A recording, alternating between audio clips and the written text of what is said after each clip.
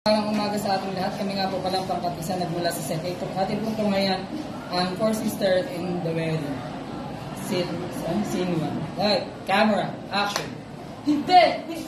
Actually, ano yun? What were you thinking? Ate, nakakayo sa pamilya ni Princess. Gabuhayin niyo ng pamilyang pakakasalan ko na magiging hipag nyo, na magiging nanay ng anak ko. Sorry na, Bunso, hindi ko talaga sinasadya. Hindi ko naman alam na wala palang meaning yung happy ending dun sa dulo. Wala palang mali siya yun. Ikaw na naman nag-iisip kang may mali siya eh. Alam ba gusto kang ipademanda nila, Tito Boy? Kulang na lang, lumut ako sa harapan nila para wag lang matuloy yun. Pero kung saan mo ginawa yun, pinakulong na kita. CJ, What? that's too much. Nagkamali siya, umamin siya, nag-sorry na siya. Isn't that enough? No, it's not enough. Gusto ko maintindihan bakit niya ginawa yun. Obviously, she's concerned about you. Ayaw lang namin na ma-associate ka with that girl na may questionable background. That's why we did what we did. Wait. So you know about this? Ba't di mo pinigilan si Ate Teddy? Kasali ka ba dito? Ate Gabi, kasali ka ba dito? Kasali kaming lahat. Kasi ayaw ka lang namin. Kayong lahat?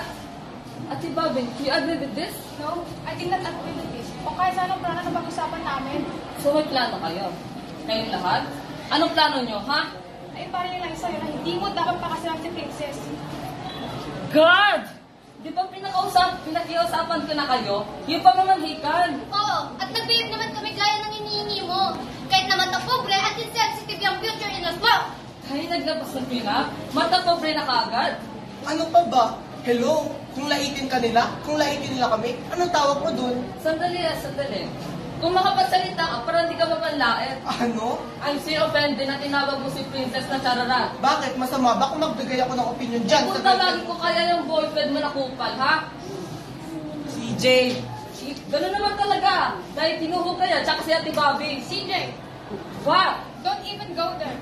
Yun naman yung totoo, ah. Kahit na sobra ka na. Pasobra kayo. Dahil sobra ka